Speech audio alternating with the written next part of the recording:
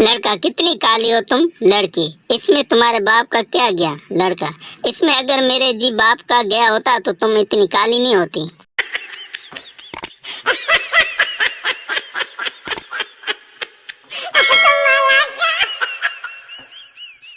सरदार जी hotel पर गए। Waiter, सरदार जी की खाओगे। सरदार, चिकन ले आ दो।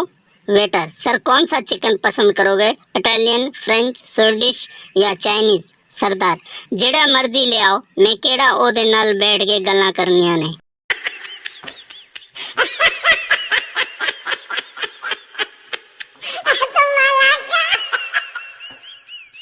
लड़की अपने दोस्त से, दुआ करो मैं फेल हो जाऊं। दोस्त हैरानगी से, वो क्यों। लड़की, अबू ने कहा फर्स्ट आई तो लैपटॉप, सेकंड आई तो मोबाइल, और अगर फेल हुई तो शादी करवा दूंगा।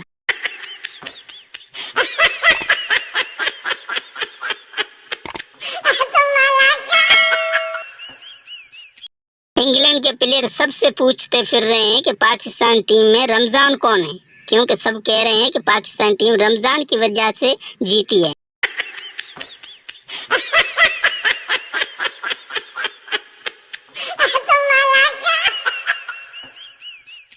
सुहाग रात को शोर ने बीवी की टांगें उठाई तो बीवी रोने लगी। शोर, क्या हुआ। बीवी, कुछ नहीं, हमारे पड़ोसी की याद आ गई, उसका भी यही स्टाइल था।